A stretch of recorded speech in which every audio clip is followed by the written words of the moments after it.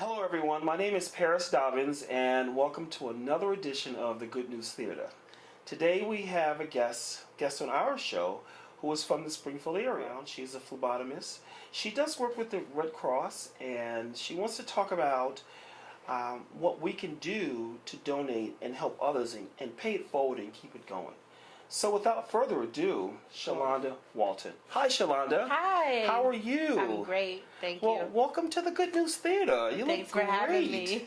Thank you. Good to have you. Good to have you. So, Chalonda, what is it that you do? I am a phlebotomist for the American Red Cross. Okay. I travel to a different location every day, set up blood drives, register donors, and take your blood. Oh, for people that are, there's a great need in Springfield right now. So we set it up, get your blood, and get you going. So when you usually donate the blood, is there like a long line, or do you see an influx of people today, or it's not a lot of people donating? It's just like a couple people. We do actually have a lot of long lines. Good. People are very eager to donate, which is great. Every day. Every day. Fantastic. What are your goals, personal goals? I mean, do you like what you do? Do you like helping the people? Yes, I love it. I love people, and I want people to be healthy, enjoy life. Sure. So right now, me working for this company helps me help other people. There's a lot of people that are sick, born with illnesses, children that need transfusions every single day, or at least once a week. People that have cancer, they can't produce their red cells, things of that nature. Okay. So my personal goal is to help people be healthy. Wow, it's important that you like what you do. So when you wake up in the morning, you sort of run to work. Not like, oh God, I gotta work, but just be like, I'm going to work. You know, this is going to be a great day. And that energy that you offer and give to those people, it keeps them motivated. Did you know that? Yeah. Okay. I hope so. Yes. That's my goal. Where are the blood drives located usually? We have a lot of blood drives in this area. All the high schools, colleges, Mass Mutual, what's it called? Six Flags. Okay.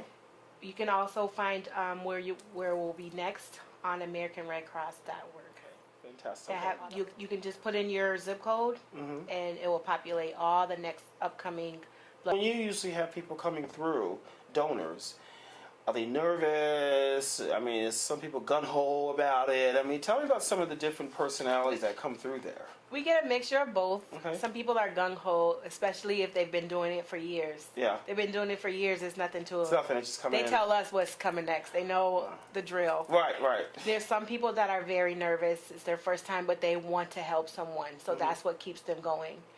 So if somebody is really, really nervous, I know how to talk to people and calm them down and let them know the benefits of them helping someone else. So when you come in, you can also donate for yourself. You can donate for yourself if you're having a surgery coming up.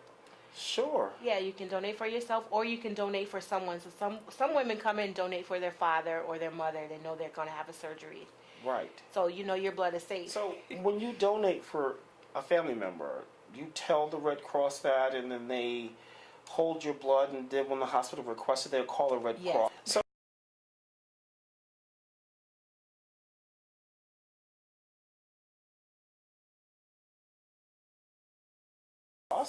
Yes. Oh, okay. So it's something that you have to actually have an appointment for and let us know in advance. I see. I see. Well, so are there just one type of donations? I mean, are there different types of blood that you donate? Is it like a plasma? Is it like a white cell, red cell that you can donate that you're looking for? Or it's just all types of donations? We do have all types of donations, but on the road as a traveling, we do double red procedure and whole blood procedure. If you want to donate platelets or plasma, you go to our donor center, which is right in Springfield on 150 Brookdale Drive. Okay, okay. Yes. And so there's a plasma donation, and then there's a whole blood donation. And platelets. Okay, so what is the difference between those two?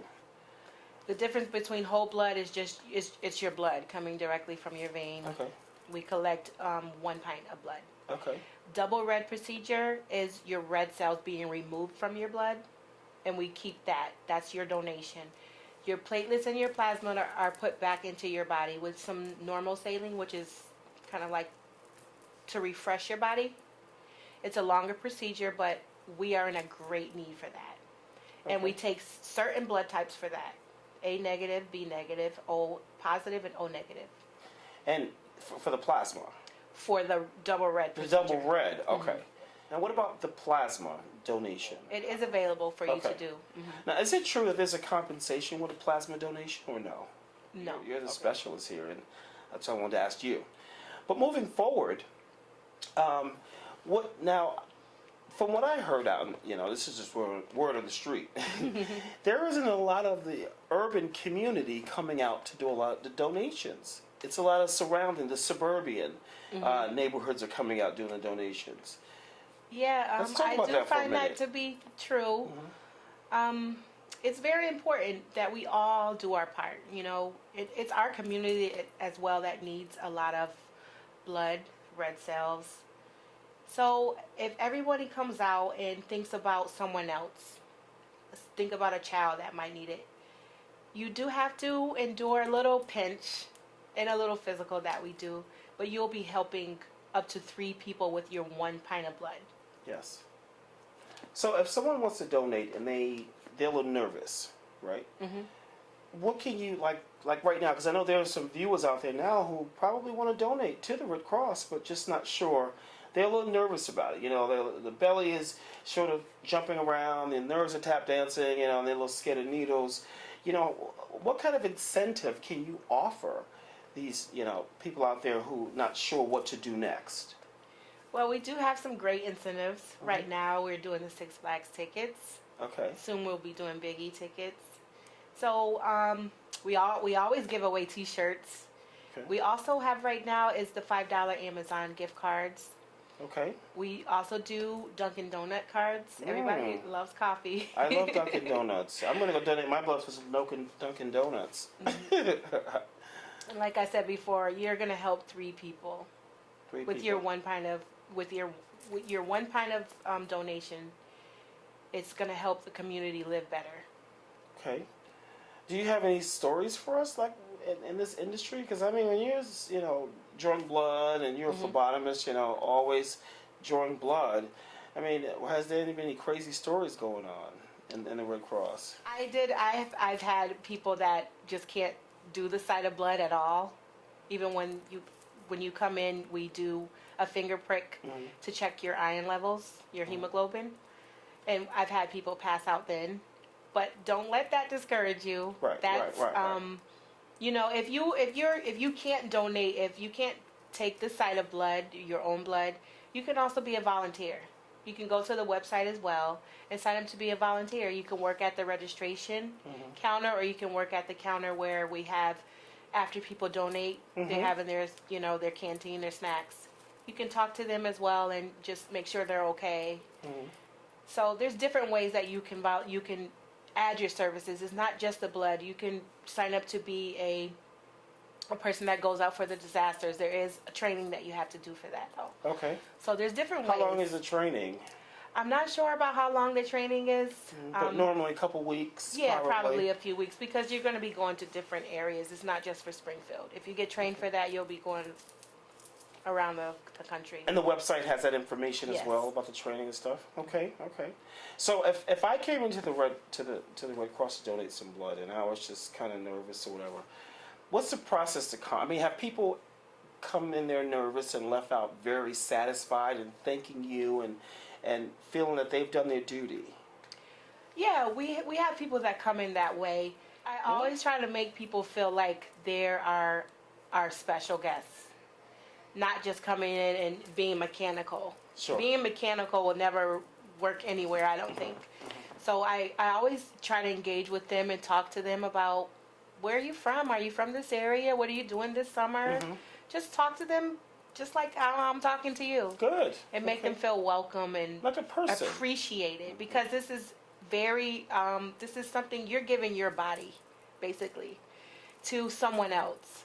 And so we don't take that lightly. We want to make sure you understand that we really care about you and the person that's receiving your blood.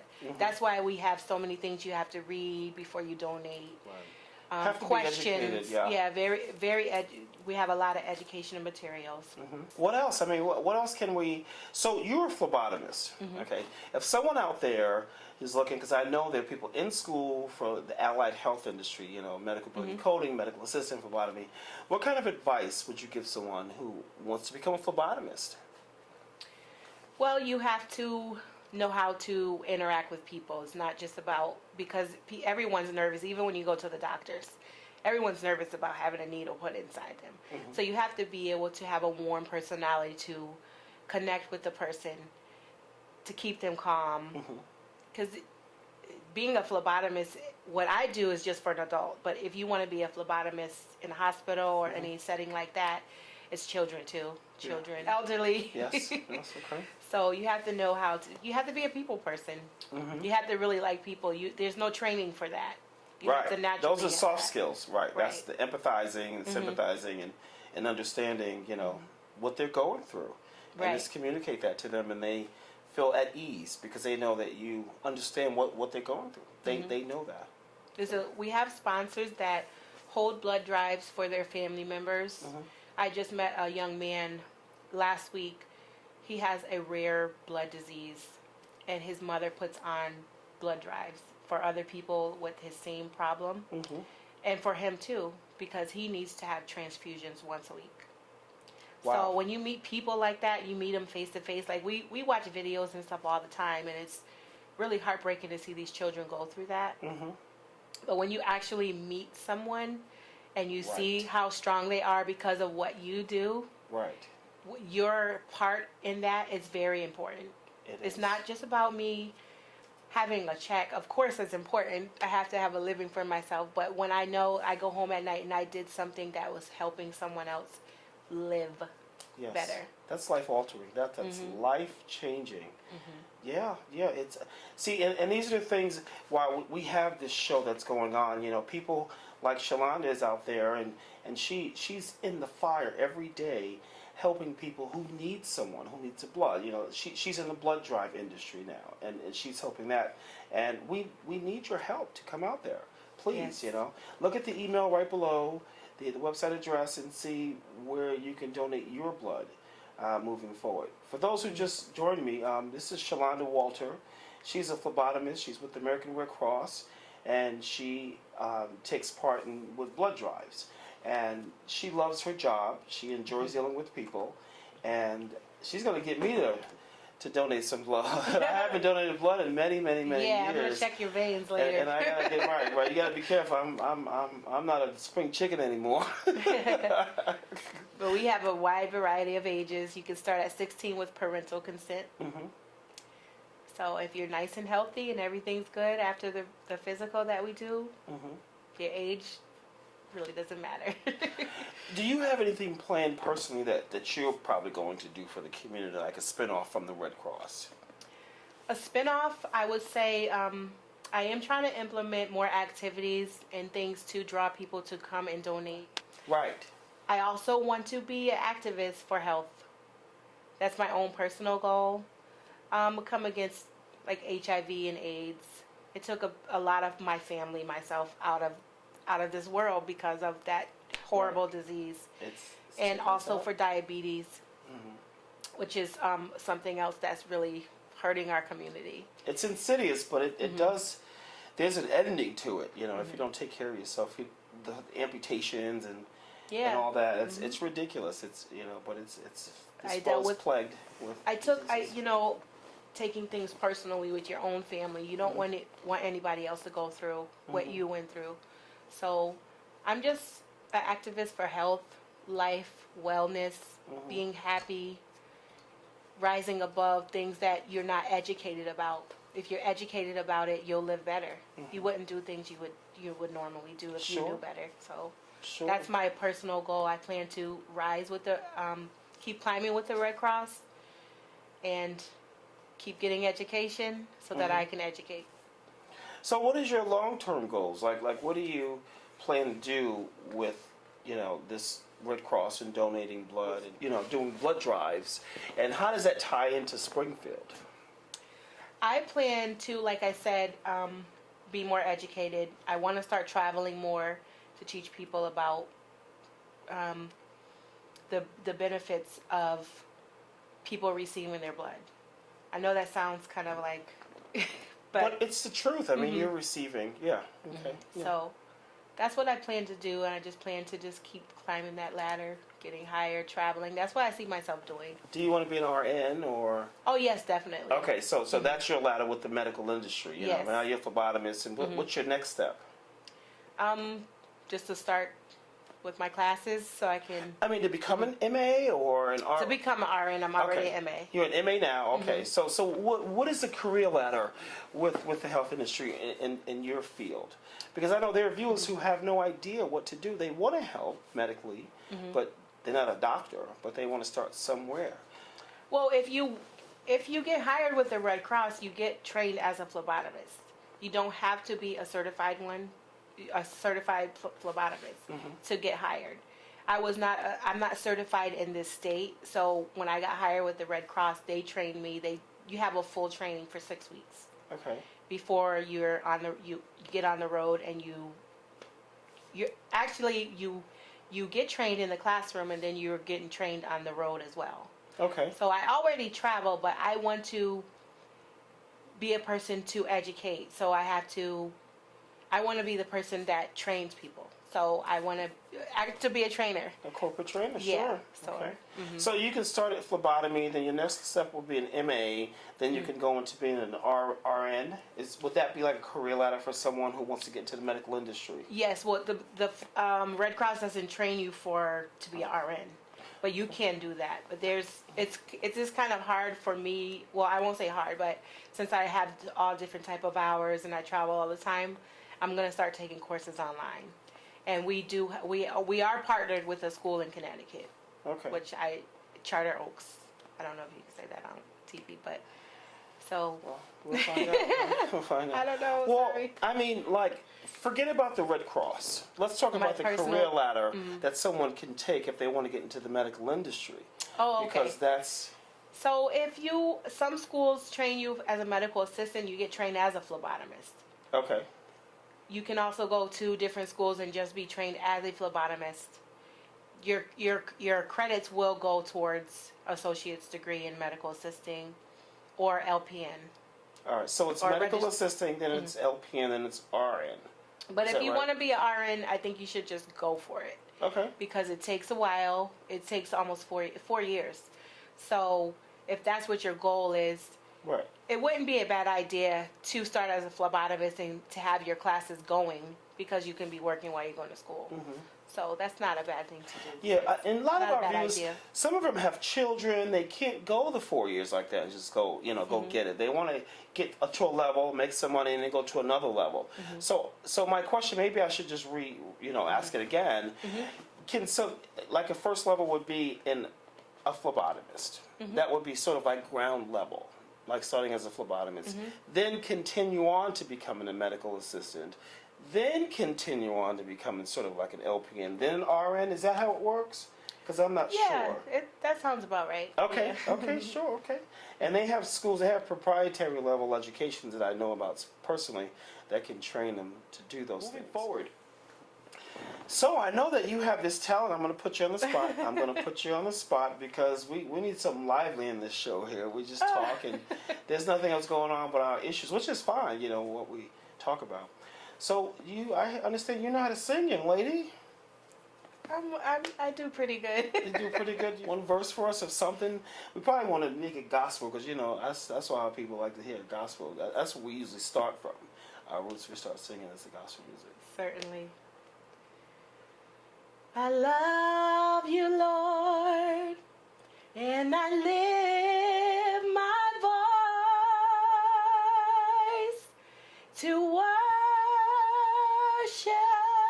you, oh my soul. Rejoice, take joy, my King, in what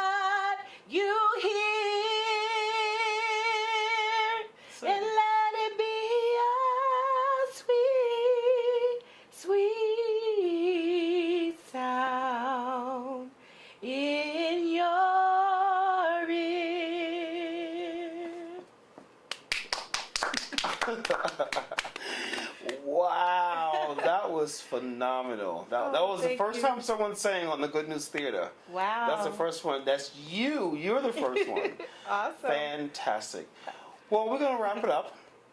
I want to thank you for coming on the Good News Theater. Thank you for I having really me. enjoyed your company today and the information that you offer the community of Springfield. They're going to enjoy that as well. So now we should know what to do. Once again, the website address is going to be right on the screen below me, right here.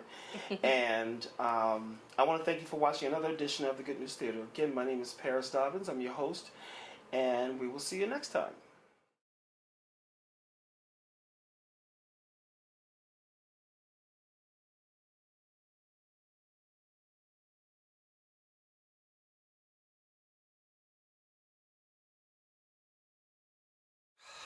Hello, my name is Paris Dobbins, and I am your host on the Good News Theater. Please join me every Sunday evening at 7:30 p.m. Eastern Standard Time as I bring to you people of our community who offers pro bono services you need to know about. I am proud to showcase these professionals on the Good News Theater. And don't forget, check out our YouTube channel where you can receive more interviews, more updates, and how you can become a guest on our show and or refer someone to become a guest. And one more thing, don't forget to hit that subscribe button. Okay, thank you